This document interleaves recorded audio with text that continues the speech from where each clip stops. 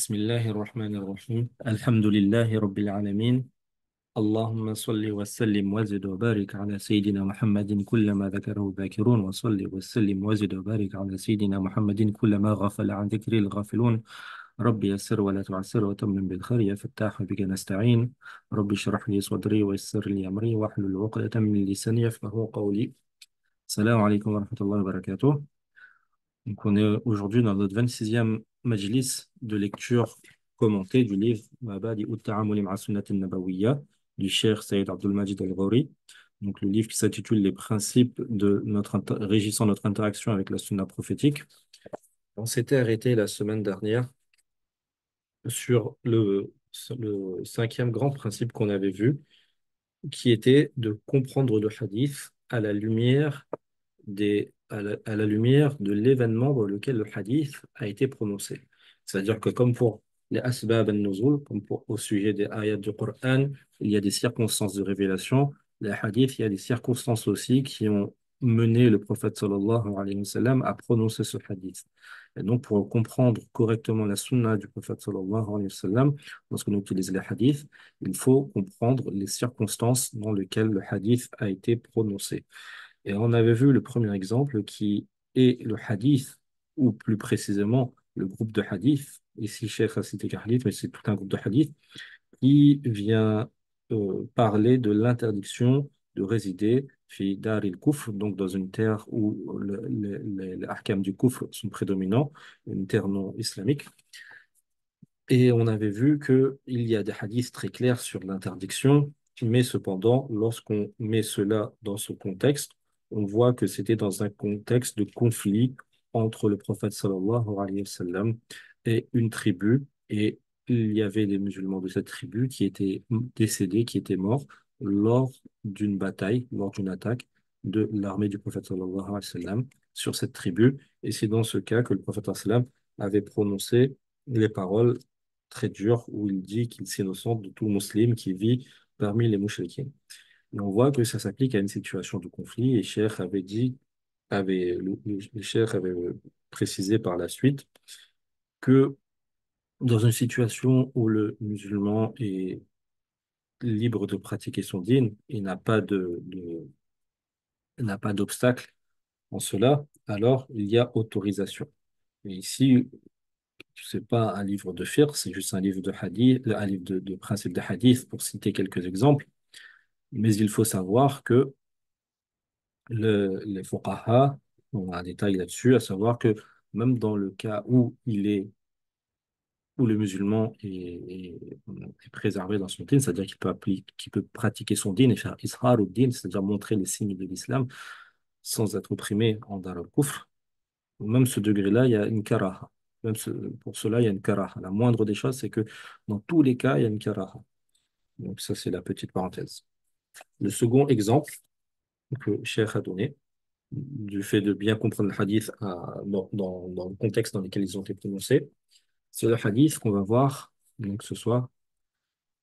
Donc, il dit Al-Mithal al-Thani hadith Antum a'lamu bi amri dunyakum. Le second exemple, qui est le hadith où le prophète sallam a dit vous êtes plus connaisseur au sujet des affaires de votre dunya, de votre bas monde, de vos affaires mondaines. Donc, يفيد ظاهر هذا الحديث أن النبي صلى الله عليه وسلم قد وكل إلى الناس التصرف في أمورهم الخاصة بهم كيفما شاءوا دون الرجوع إلى علماء الدين. وانطلاقا من هذا الفهم لهذا الحديث فقد اتخذه بعض الناس تكأة للتهرب من أحكام الشريعة في المجالات الاقتصادية والمدنية والسياسية ونحوها إنها حسب زعمهم من شؤون دنياهم وهم أعلم بها وقد وكلها الرسول صلى الله عليه وسلم إليهم. Donc ce hadith, premièrement, donc on a cité que une petite partie du hadith. Le hadith en entier, il est rapporté par Samura ibn Jundub radiallahu anhu, qui le rapport du prophète sallam, et donc le Sahaba de Samura dit que le prophète sallam l'a dit, Afwan, ce n'est pas Samura pour ce hadith, on va le voir par la suite. Donc le hadith, qui est le hadith suivant, le prophète أن النبي صلى الله عليه وسلم مر بقوم في المدينة يلقحون فقال لهم لو لم تفعلوا لصلح. Donc le prophète sallallahu alayhi wa sallam, une fois à Madina Munawwara, il est passé près de gens qui pratiquaient l'agriculture et qui كانوا يلقحون. يلقحون, ça veut dire qu'ils faisaient la pollinisation de leurs palmiers. C'est-à-dire que ils mélangeaient eux-mêmes les fleurs de palmier afin de provoquer la pollinisation. Et à ce moment-là, le prophète sallallahu alayhi wa sallam leur a dit, "La ou lam taf'alu la saluha." Et si vous ne le faites pas, alors peut-être ce serait bien. فامتنع القوم عن تلقيح النخل في ذلك العام ظنا منهم أن ذلك من أمر الوحي. Et à ce moment-là, les gens, donc, comme ils étaient musulmans, ils ont vu cette parole du prophète, ils ont entendu cette parole du prophète sallallahu alayhi wa sallam. Ils ont cessé de polliniser les palmiers cette année-là, en pensant que c'était un ordre qui venait de la révélation. فَلَمْ يُنْتِجْ النَّخْلُ إِلَّا شِيصًا. Et cette année-là, les palmiers n'ont donné que des fruits caractérisés comme étant shiison. Shiison, c'est une date qui a un noyau très faible ou bien qui n'a pas du tout de noyau et qui est très amère. Donc, c'est pas une bonne date. Donc cette année-là, les palmiers de ces gens-là ont donné que des dates de la catégorie Shiz. فلما مر بهم النبي صلى الله عليه وسلم ورآه على هذه الصورة سألهم عما حدث له قائلا ما لنخلكم. Et lorsque le prophète sallallahu alayhi wa sallam, il passa à nouveau près d'eux et il vit cela, il vit la situation, il vit ces dates de mauvaise qualité, سألهم عما حدث له. Il demanda, il les questionna sur ce qui s'était passé, en leur demandant qu'est-ce qui s'est passé avec vos palmiers. Et ils dirent قلت كذا وكذا, ils dirent, tu as dit ceci et ceci. Donc, ils ont cité la parole du prophète sallam quand il leur avait dit peut-être c'est mieux de ne pas faire cela. Et alors, le prophète sallam leur a dit Antum a'lamu bi amri dunyakum. Vous êtes plus connaisseurs des choses de vos affaires mondaines, de votre dunya. Donc, ça, c'est le hadith en entier. Et le cheikh nous dit que le zahir de ce hadith, le sens apparent de ce hadith, si on se fie qu'au sens apparent, on pourrait croire que le prophète sallam a laissé aux gens le fait d'agir comme ils veulent pour leurs affaires personnelles. Et donc, ils pourraient faire, si on se fie qu'au zahir de ce hadith, ils pourraient faire ce qu'ils veulent en ce qui concerne leurs affaires personnelles sans retourner vers les ulama, les savants du dîn. Et si on se base sur cette compréhension erronée, comme le font certaines personnes, alors on peut fuir les ahkam de la sharia. Donc le prophète nous a dit, vous savez mieux les affaires de votre dunya, donc si quelqu'un a de mauvaises intentions, il va utiliser cela, ce hadith, pour fuir les règles de sharia, les règles du din, dans le domaine économique, dans le domaine civil, dans le domaine politique, etc. Et car ces gens-là, ces gens qui utilisent ce hadith à mauvais escient, ils disent que ça fait partie des choses de notre dunya, ça fait partie de nos affaires mondaines. Et on n'est plus connaisseur que lui, sallallahu alayhi wa sallam, à ce sujet. Et donc, comme le prophète sallallahu alayhi wa sallam, il a laissé les compagnons faire ce qu'ils veulent dans les affaires de leur dunya, il leur a dit, vous savez mieux les affaires de votre dunya, nous on fait pareil. Donc ça, c'est ce que utilisent certains coranistes ou certains laïcs, etc. فالحديث كما علمت لم يعطهم حرية للانفلات من أحكام الشريعة في الأمور الدنيوية كما زعموا. Mais quand on se penche bien sur ce hadith, on voit que le hadith, le prophète sallam dans ce hadith, il ne leur a pas donné la liberté totale d'agir, de se défaire des règles de sharia dans leurs affaires mondaines, comme le prétendent les Qur'aniyoun. وكل ما في الأمر. Mais ce qu'on peut dire en résumé, c'est que Nabi sallam abdalahum ra'yan zanniyan fi amrin min umuri al-ma'isha. C'est que le prophète sallam leur a donné un avis zanni, donc un avis qui n'est pas tranché, qui n'est pas de la révélation, un avis personnel sur les affaires de leur subsistance, les affaires de leur métier. Walam takun lahu fihi khibra. Et le prophète sallam, il n'était pas un agriculteur, donc il n'avait pas la connaissance de, du fonctionnement de la plantation de la palmeraie. فنتيجة لذلك لم يبلغ الثمر غايته. Et donc, du fait qu'ils ont pris cette remarque du prophète sallam comme un ordre, cette année-là, les fruits ne sont pas arrivés à maturité. فَتَرَكَ صلى الله عليه وسلم الْأَمْرَ لَهُمْ قَائِلًا. Et c'est à ce moment-là que le prophète sallam leur a laissé faire ce qu'ils voulaient en leur disant, vous êtes plus connaisseurs des affaires, de vos affaires mondaines. لِيَتَصَرَّفُوا فِيهِ بِمَعْرِفَتِهِمْ. Il a dit cela afin qu'ils puissent agir dans leurs affaires mondaines selon leurs connaissances لأنهم أعلم به وأخبروا بدقائقه car ils sont plus connaisseurs de cela, ils connaissent mieux les détails فإنه من المسائل العلمية الفنية التطبيقية التي تتناولها خبرة الناس في الأرض وليست لها علاقة بالوحي أو النبوة. Et donc, il s'agissait ici de questions qui sont purement techniques, qui sont purement des techniques ou liées à une connaissance héritée ou à de l'artisanat ou à des questions pratiques que les gens de tel ou tel métier apprennent. Il ne s'agissait pas ces affaires n'étaient pas liées à la révélation, à la prophétie. Donc ici, c'est important. Il y a d'autres cas aussi où le prophète sallam, il a fait shura, où il a donné des avis qui étaient de cet ordre-là. Et donc, c'est pour ça il faut distinguer entre les ordres prophétiques qui sont de caractère shara'i, donc qui ont une portée religieuse législative, et les propos prophétiques qui sont des avis du prophète sallam en tant qu'homme. Et quand on dit ça, c'est pas pour diminuer la valeur de ses paroles, parce que le prophète sallam, c'est le meilleur des hommes. Donc, et quand on aime le prophète sallam, même ces propos qui n'ont pas de caractère shara'i, on va essayer de les suivre par amour. Mais ici, on a par exemple, quand le prophète sallam, il a fait shura avec ses sahaba le jour de Uhud, pour savoir s'il faut sortir de Madina ou rester pour la défense. Il a fait shura avec ses compagnons à de nombreux moments, lors des différentes ghazawat, de différentes expéditions. Il a fait shura pour Khandaq. Donc, il les a consultés à différents moments. Il a aussi consulté ses épouses, etc. Donc, ça, c'est quand il s'agit d'affaires purement techniques dans un cadre déjà légiféré. C'est-à-dire, tant qu'on reste dans ce cadre légiféré, le prophète sallam, des fois, il donnait un avis, mais qui n'avait pas valeur législative. Et donc, on est dans le cas de ce hadith, on est dans ce cas-là. Donc, il faut bien le comprendre.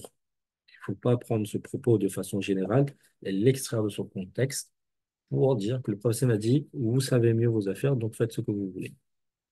Ça, c'est un gros piège qu'utilisent les coranistes ou bien les laïcs et les laxistes. Le troisième exemple qu'on a sur le fait de bien comprendre le hadith selon le contexte, المثال الثالث حديث في النهي عن كراء الأرض. C'est le hadith qui vient interdire le fait de louer de la terre. Louer, c'est-à-dire mettre en location une parcelle de terre. والذي رواه جماعة من الصحابة. Donc ce hadith, il est rapporté par un certain nombre de sahaba, radiallahu anhum, du prophète sallam, et parmi eux, il y a Rafi' ibn Khadij wa Jabir ibn Abdullah, radiallahu anhum. Ils disent que le messager d'Allah sallam a dit Naha an kira'il ard. Le messager d'Allah sallam a interdit au fait de louer une terre, louer une parcelle de terre pour cultiver. وقد يفهم من هذا الحديث النهي عن كراء الأرض مطلقا ويصحح هذا الفهم بمعرفة سبب ورود الحديث وهو ما جاء عن رافع بن خديج رضي الله عنه قال كنا أكثر أهل المدينة مزدرعا كنا نكري الأرض من ناحية منها مسمى لسيد الأرض قال فمما يصاب ذلك وتسلم الأرض ومما يصاب الأرض ويسلم ذلك فنهينا وأما الذهب والورق فلم يكن يومئذ. Donc, le compagnon qui rapporte ce hadith. Donc, si on se fie que au sens apparent de ce que rapportent les compagnons qui rapportent ce hadith, on va comprendre qu'il est interdit de louer une terre agricole, de façon générale. C'est une interdiction absolue. Mais cette compréhension erronée va être corrigée lorsqu'on va prendre connaissance du sabab, donc du sabab wurud du hadith. Donc, pourquoi ce hadith a été prononcé? Donc, on va se pencher, on va voir dans le hadith qui est rapporté par Rafi' ibn Khadij, radiallahu anhu, hadith rapporté par l'imam Bukhari dans son Sahih, où le compagnon dit que Kunna akthar ahli al-madinati muzdara. Donc, nous étions les gens qui travaillions le plus dans les fermes parmi ceux de Madina. Donc, c'était les fermiers. Ce compagnon et son clan, ils étaient des fermiers. Kunna nukri al-arwa bin nahiyati minha musamman li sayyid al-ard. Et donc, il louait une parcelle de terre dans les environs de Médine qui était déterminée par le propriétaire de cette terre. Donc, il y avait un propriétaire terrien qui louait à ce groupe de compagnons un terrain pour qu'ils puissent cultiver. قال فمما يصاب ذلك وتسلم الأرض ومما يصاب الأرض ويسلم ذلك. Mais cependant, il y avait des fois une calamité qui touchait une partie de ce terrain et le reste était sain et des fois et vice-versa. Des fois, c'était l'autre partie qui était touchée par une calamité et le reste du terrain restait intact. Et donc, le prophète sallallahu alayhi wa sallam, il leur a interdit cela. Il leur a interdit de faire cette pratique. وأما الذهب والورق فلم يكن يومئذ. Et le compagnon précise qu'à cette époque-là, l'or et l'argent n'étaient pas utilisés pour ce genre de transaction. Donc, qu'est-ce que ce hadith signifie? Ça signifie que les compagnons, ils louaient une terre au propriétaire, mais pour payer le propriétaire, ils le payaient par le fruit du labeur, de leur labeur sur cette terre, donc par les récoltes. Mais c'est très aléatoire. Et du fait que c'est très aléatoire, parce qu'il se peut qu'il y ait une calamité qui vienne sur une partie de cette terre qui leur est attribuée et qui ne touche pas à l'autre partie, etc. Donc on ne peut pas déterminer un prix au départ. C'est très aléatoire. Le prophète sallam, pour régler ce problème, il a interdit cela. Et le compagnon, il précise ici que l'or et l'argent n'étaient pas utilisés pour ce genre de transaction. Ça, c'est important. Et toujours du compagnon Rafi' ibn Khadij, radiallahu anhu, il a dit كنا أكثر الأنصار حقلا قال كنا نكري الأرض على أن لنا هذه ولهم هذه. Donc, dans un autre hadith, dans un autre riwaya de, de Rafi' ibn Khadij, cette fois-ci rapporté par l'imam Muslim, ce sahabi, il a dit nous étions parmi les Ansar ceux qui se consacraient le plus à l'agriculture. Nous faisons la location d'une terre et cette location, ce contrat était basé sur le fait que Anna lana hadhihi wa lahum hadhihi. Donc eux, ils avaient ceci et nous, on avait cela, c'est-à-dire sur le fruit du travail de cette terre. فَرُبَّمَا أَخْرَجَتْ هَذِهِ. Et il se peut que cette parcelle déterminée donnait des fruits, donnait de la végétation, وَلَمْ تُخْرِجْ هَذِهِ. Et cette autre parcelle ne donnait rien. فَنَهَانَا عَنْ ذَلِكَ. Et le prophète sallallahu alayhi wa sallam leur a interdit de cela. وَأَمَّا الْوَرِقُ فَلَمْ يَنْهَانَا. Mais cependant, le prophète sallallahu alayhi wa sallam ne leur a pas interdit de louer une terre avec, pour monnaie d'échange, al-wariq, de l'argent. Donc, cette transaction n'est pas interdite si elle est faite avec de l'argent. Donc ici, on voit bien que c'est important d'avoir cette partie de hadith, cette partie de riwaya pour bien comprendre le contexte. وعن حنظلة ابن قيس الأنصاري قال سألت رافع بن خديج عن كراء الأرض بالذهب والورق. حنظلة ابن قيس الأنصاري, il a dit, j'ai questionné Rafi' ibn Khadij, donc il a questionné le compagnon en question, au sujet de la location d'une terre agricole, بالذهب والورق, au moyen d'or ou de monnaie. Et le sahabi lui a répondu لا بأس به, il n'y a aucun mal à cela. إنما كان الناس يؤاجرون على عهد النبي صلى الله عليه وسلم على الماذيانات وأقبال الجداويل وأشياء من الزرع فيهلك هذا ويسلم هذا ويسلم هذا ويهلك هذا فلم يكن للناس كراء إلا هذا فلذلك زجر عنه فأما شيء معلوم مضمون فلا بأس به.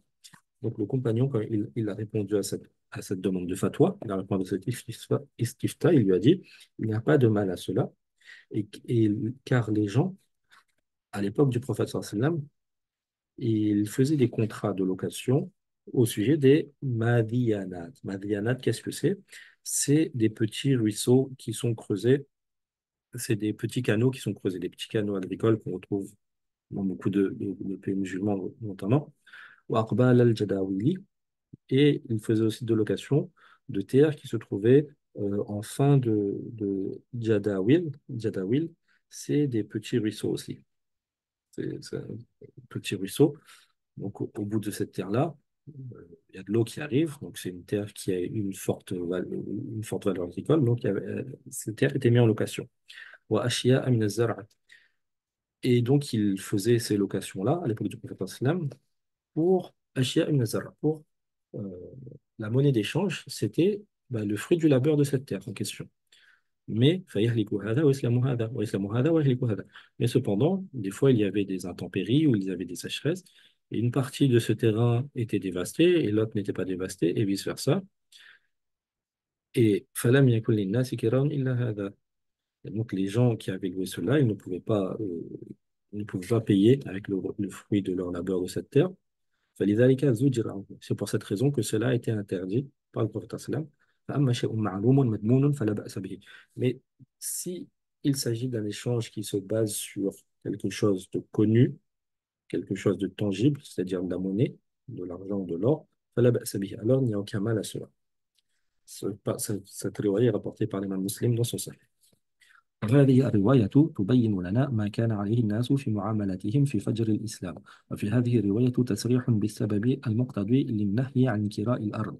وظهر بذلك أن النهي عن كراء الأرض في حديث جابر بن عبد الله رضي الله عنهما إنما كان لهذا السبب لأنه نهي عن الإجارة مطلقا. Donc, quand on prend ces différentes riwayat, ces différentes versions, ces différents hadiths qui concernent ce même sujet, alors il devient clair que à l'époque du prophète, il nous devient clair la compréhension de euh, comment les gens faisaient des échanges entre eux au début de l'islam. Et donc, dans ces loyats qu'on a vu aussi, il y a la cause, la cause de l'interdiction qui est exposée de façon très claire au sujet de l'interdiction de la location d'une terre. Donc, la cause, c'est que c'est une transaction qui était hasardeuse.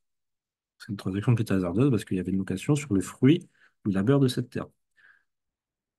Et dans le hadith de Jabir ibn Abdullah, radiallahu anhu, il est, il a très bien exposé la cause de cette interdiction. Et donc, on peut déduire du fait de réunir tous ces hadiths et de réunir le contexte de tous ces hadiths que l'interdiction de la location d'une terre agricole n'est pas absolue, mais c'est une interdiction qui est conditionnée. Et donc, c'est très important, c'est comme on a vu précédemment, dans les assises précédentes, quand on veut comprendre un sujet dans la sunna du prophète sallam, il ne faut pas se baser que sur un seul hadith, mais il faut réunir toutes les riwayat qu'il y a à ce sujet-là. Et non seulement les hadiths du prophète sallam, mais aussi les athars, les compagnons à ce sujet. Et ensuite, après cela, on pourra avoir une idée globale de jugement de ce sujet-là. Et c'est le travail qu'ont fait les mujtahidoun et les fuqaha. لذلك لا بد لدارس السنة النبوية قبل استدلاله بالأحاديث النبوية أن ينظر فيما بني منها على أسباب خاصة كما لا بد له أن يراعي كذلك تلك الأسباب التي وردت الأحاديث لأجلها. Donc, en ayant vu ceci, en ayant vu ces exemples, il incombe donc à celui qui veut étudier la sunna du prophète Muhammad sallallahu alayhi wa sallam, avant d'utiliser un hadith, d'argumenter en utilisant un hadith prophétique, il lui incombe de regarder le contexte et de voir si ce hadith, il a des causes qui sont précises, des causes qui lui sont précises, qui lui sont particulières. Donc, il doit regarder le contexte et voir si c'est un hadith qui est général ou si c'est un hadith dont les causes sont particulières. كما لا بد له أن يراعي كذلك تلك الأسباب التي وردت في الأحاديث الواجرة. Et donc, il doit considérer aussi pourquoi ce hadith a été énoncé, pourquoi le prophète l'a prononcé ce hadith-là. فإن ذلك يساعده على سداد الفهم واستقامته. Et cela va l'aider à avoir une compréhension et un avis qui est juste et qui est droit. فلأن الأحاديث إذا تجردت عن أسباب ورودها يضطرب مفهومها أحيانا وقد تترتب عليها نتائج خاطئة. Et lorsqu'on va comprendre un hadith, utiliser un hadith, sans revenir aux causes qui ont mené à la prononciation de ce hadith, alors la compréhension de ce hadith, elle va être bouleversée. Et il se peut même que on va avoir on va avoir de fausses déductions par rapport à ce hadith si on ne l'a pas compris à la lumière de ce contexte. فمعرفة سبب ورود الحديث طريق قويم في فهم معاني الحديث فإنها تزيل الإشكال عند الوقوف أمام المعاني في بعض الأحاديث فهي تبين مدلول الحديث من جهة وتزيل الاختلاف والتعارض من جهة أخرى. Et donc la connaissance du contexte d'édiction d'un hadith, c'est la voie droite pour la compréhension des sens du hadith, car cela va va résoudre tous les problèmes dans la compréhension du sens de certains hadiths. Elle va clarifier la portée de certains autres hadiths. Et d'autres fois, elle va éliminer toutes les divergences qu'il peut avoir sur la compréhension des hadiths. On va retourner au contexte, où il n'y aura plus de divergence parce que ce sera exprimé de façon claire. المبدأ السادس. Donc, le sixième principe, cette fois-ci, c'est فهم الحديث في ضوء سياقه وملابساته المكانية والزمنية. C'est le fait de comprendre, le sixième principe, c'est la compréhension du hadith à la lumière de son contexte géographique et de son contexte temporel. لا بد لدارس السنة النبوية أن يكون فهمه لنصوص الحديث النبوي في ضوء سياقها وملابستها المكانية والزمنية قبل أن يستدل بها وهذا مبدأ مهم في ذلك. Donc celui qui veut étudier la sunna du prophète sallallahu alayhi wa sallam, il se doit de comprendre les textes des hadiths prophétiques على صاحبها أفضل الصلاة والسلام à la lumière de leur contexte géographique et de leur contexte euh, chronologique. قبل أن يستدل بها avant de les utiliser pour argumenter. وهذا مبدأ مهم في ذلك. Et ceci est un principe très important. Et celui qui néglige ce principe-là, alors il va se tromper dans ses avis. Il va se tromper dans ces débats qu'il va avoir pour défendre son avis. فلا بد أن يربط اللفظ بسياقه ولا يقطعه عما قبله وما بعده لأن السياق من أعظم القرائن الدالة على مراد المتكلم. Et donc on se doit de ne pas couper un hadith de son contexte, comme on se doit de le comprendre aussi avec son contexte géographique et son contexte temporel. On doit aussi le comprendre dans son contexte. On ne prend pas un petit bout de hadith comme ça, sans considérer ce qu'il y a avant ou après. فالحديث لا يمكن أن يفهم فهما سليما دقيقا إلا إذا عرفت الملابسات المكانية والزمنية. Le hadith ne peut être compris de façon saine et de façon précise sans qu'on ne sache son contexte temporel et son contexte géographique التي سيق فيها النص وجاء بيانا لها وعلاجا لظروفها car le hadith il va venir des fois pour répondre à une question ou pour résoudre un problème qui est lié à ce contexte géographique ou à ce contexte temporel. حتى يتحدد المراد من الحديث بدقة. Et donc, on se doit de prendre cela en compte afin de bien comprendre le sens du hadith. ولا يتعرض لشطحات ظنون et afin de ne pas errer dans des élucubrations. أو الجري وراء ظاهر غير مقصود ou ne pas suivre un sens apparent qui ne serait pas ce qui est voulu. ذلك أن الناظر المتعمق في الأحاديث يجد أن من الحديث ما بني على رعاية ظروف مكانية أو زمانية خاصة. Et celui qui analyse la sunna, qui approfondit dans la recherche au sujet des hadiths, il va trouver qu'il y a certains hadiths qui sont liés à un contexte géographique précis ou un contexte temporel très précis. يحقق مصلحة معتبرة. Et ce hadith, il va venir dans ce contexte-là pour une maslaha précise, pour un intérêt précis. أو يدرأ مفسدة معينة. Ou bien il va venir pour éviter un méfait qui est précis, qui concerne ce contexte. أو يعالج مشكلة قائمة في ذلك الوقت. Ou bien pour résoudre un problème qui est lié à cette époque. مفهومة من الواقع الذي سيق في الحديث. Et cela ne pourra être compris qu'en regardant le contexte de ce hadith. فلا بد إذن من مراعاة طبيعة الألفاظ الواردة بالنصوص.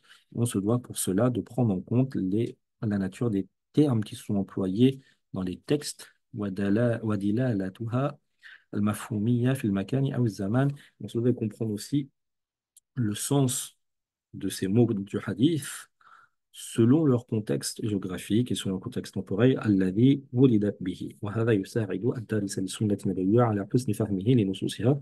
Et cela va aider celui qui étudie la sunna prophétique du prophète sallallahu alayhi wa sallam à la comprendre correctement. Et donc pour exemple, on va voir المثال الأول, le premier exemple, hadith والنهي عن استقبال القبلة بغائط. Sur le hadith où le prophète sallallahu alayhi wa sallam il interdit à celui qui fait ses besoins de faire face à la qibla, à la direction de la Kaaba musharrafa. والذي رواه أبو أيوب الأنصاري رضي الله عنه. Donc le compagnon Abu Ayyub al-Ansari رضي الله عنه, il a dit que le messager d'Allah sallallahu alayhi wa sallam a dit إذا أتى أحدكم الغائط فلا يستقبل القبلة ولا يوليها ظهره. شرقوا أو غربوا. Donc, dans ce hadith qui est rapporté par l'imam al-Bukhari, il a dit que le messager d'Allah sallallahu alayhi wa sallam a dit, lorsque l'un d'entre vous va faire ses besoins, alors qu'il ne fasse pas face à la qibla, et ni qu'il lui donne son dos. Shariqu ou gharibu. Soit tournez-vous vers l'est, soit tournez-vous vers l'ouest, ou soit tournez-vous vers l'est, ou soit tournez-vous vers l'est, vers le gharb. يفهم من سياق هذا الحديث أن حكمه عام لأهل الأرض جميعا. Donc, si on se fie qu'au sens premier du hadith, on va comprendre que ce hadith concerne tout le monde, tous les gens de toute la terre en entier. Donc, peu importe où l'on soit, qu'on soit à Mecca, Medina, en Chine ou ailleurs, lorsqu'on fait ses besoins, soit on se tourne vers l'ouest, soit vers l'est.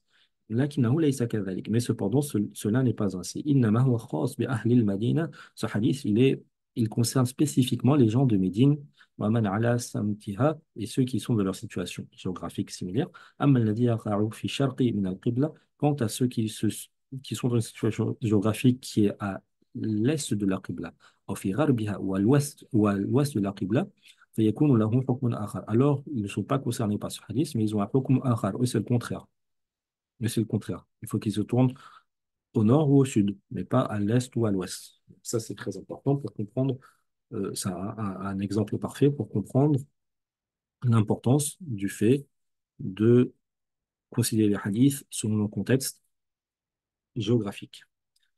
Al-Mithal al-Thani, le second exemple qui est cité, c'est le hadith fi ta'yin al-wazni wal-mikyal. C'est le hadith qui détermine les mesures, les quantités et les mesures des poids.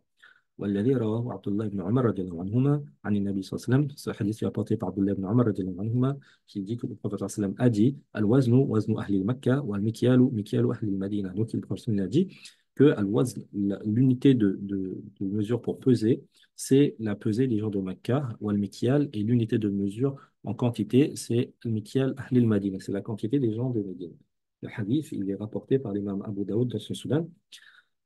لما كان أهل مكة أهل تجارة وكانوا يتعاملون في بيعهم وشرائهم وسائر معاملتهم وتبادلاتهم بالنقود المعدنية وكان الأساس فيها الوزن بالأوقية والمثقال والدرهم والدانق ونحوها. Donc les gens de Mecca, comme c'était des commerçants, dans leurs transactions commerciales, dans leurs ventes, dans leurs achats et l'ensemble de leurs transactions et de leurs échanges, ils utilisaient des monnaies qui étaient basées sur des matières, sur des minerais. Et la base, c'était qu'ils utilisaient des poids aussi, donc des poids pour cela, pour peser les choses. Et ces poids, ils étaient composés soit de awqiya, soit de mithqal, soit d'un dirham, soit de danir, c'est différentes pièces de métaux. وكانت عنايتهم موجهة إلى ضبط هذه الموازين. Et donc, ils apportaient une grande attention à être précis dans la mesure de ces poids. جعل النبي صلى الله عليه وسلم موازنهم المعيار المعتمد. Et le prophète صلى الله عليه وسلم, il a considéré que les mesures de poids des gens de Mecca, c'était ce qui était déterminant, c'était la référence sur laquelle on devait se baser. والمرجع الذي يحتكم إليه عند التنازع. Et c'était la mesure vers laquelle on devait se retourner en cas de divergence sur les poids. وكذلك كانوا أهل المدينة أهل زرع وغرس. Et les gens de Médine, eux, c'était des agriculteurs. فاتجهت عنايتهم إلى ضبط المكاييل في المد والصاع وغيرهما في تسويق منتجاتهم الزراعية من التمر والعنب وغيرهما. Donc, eux, du fait qu'ils étaient des agriculteurs, des cultivateurs, eux, leur intérêt, c'était surtout sur les quantités, avoir des contenants qui étaient identiques, qui avaient des quantités identiques. Donc, ils avaient le MOB, le soir, c'est différentes unités de mesure des quantités, et d'autres mesures afin de pouvoir quantifier leur production agricole parmi les dattes, les raisins, etc. لذلك جعل النبي صلى الله عليه وسلم مكيالهم المعيار المعتمد. Et c'est pour cette raison que le prophète صلى الله عليه وسلم, il a fait que leur unité de mesure en quantité des gens de Médine, il continue à considérer cela comme étant la référence pour les mesures de quantité. Donc, mesure de quantité, mesure de poids, la référence est Makkah, mesure de quantité, la référence est Madina. وهذا لا يمنع المسلم اليوم عن قبول مقاييس أخرى مثل الكيلوغرام في الوزن واللتر في كيل لما يتميزان به من دقة وسهولة في الحساب. Et cependant, ce hadith-là, il ne doit pas empêcher le musulman de notre époque d'accepter d'autres unités de mesure telles que le kilogramme pour le poids ou le litre pour la quantité, du fait que ces unités de mesure, maintenant, elles sont très précises et elles sont faciles à calculer et à utiliser. En sachant que, surtout à notre époque, où maintenant, dans le monde entier, un kilomètre, c'est un kilomètre, un kilogramme, c'est un kilogramme, un litre, c'est un litre, il y a des unités de mesure très précises. C'est pas comme avant le 19e siècle, où chaque ville avait son unité de mesure, chaque ville avait même son heure, etc. Donc, à notre époque, du fait que ces choses-là sont déterminées, on peut les utiliser. Car on voit que le professeur sallam, derrière ce hadith, ce qu'il a voulu, c'était éviter toute dispute. Il fallait déterminer euh, une mesure qui ferait loi en cas de dispute. Et donc, il a déterminé cela. À notre époque, si on utilise le kilogramme ou le litre, etc., on reste dans l'esprit de ce hadith. Malheureusement, on ne pourra pas avoir le troisième exemple. On le laisse pour la semaine prochaine, Inch'Allah. On va s'arrêter là. Et n'oublions pas que lorsqu'on étudie la sunna du prophète sallam, c'est avant tout pour renforcer notre amour pour le prophète sallallahu alayhi wa sallam et pour multiplier l'évocation du prophète sallallahu alayhi wa sallam et surtout la salat qu'on doit prononcer sur lui sallallahu alayhi wa sallam, en sachant que lorsqu'on prie sur lui, cette salat lui est présentée, on dit Fulan ibn Fulan, il a prié sur toi. Et qu'Allah fasse qu'on reçoit en retour un salam du prophète sallallahu alayhi wa sallam. Et quand on prie sur le prophète sallallahu alayhi wa sallam, Allah prie aussi sur nous. 10 fois, nous augmente 10 degrés, nous pardonne 10 péchés. Et en ce mois, le prophète sallallahu alayhi wa sallam est né. C'est une façon de se remémorer ce grand bienfait qu'Allah nous a accordé, qui est la naissance du prophète sallam et qui est la sunna et le Coran. Donc, utilisons ce genre d'assises afin de nous remémorer ce bienfait et de rendre grâce à Allah. Et aussi d'invoquer, parce qu'il y a une baraka dans ce genre d'assises, d'invoquer Allah afin qu'il libère la Ummah du prophète sallam de toute oppression et qu'il lui donne la victoire, que ce soit à Gaza, en Palestine, au Soudan, au Cachemire et ailleurs. Et barakallahu fikum. Salatu wassalamu ala rasulillah. Subhana rabbika rabbil izzati amma yasifun. Wa salamun ala al-mursalin. Walhamdulillahi rabbil alamin. Assalamu alaikum wa rahmatullahi wa barakatuh.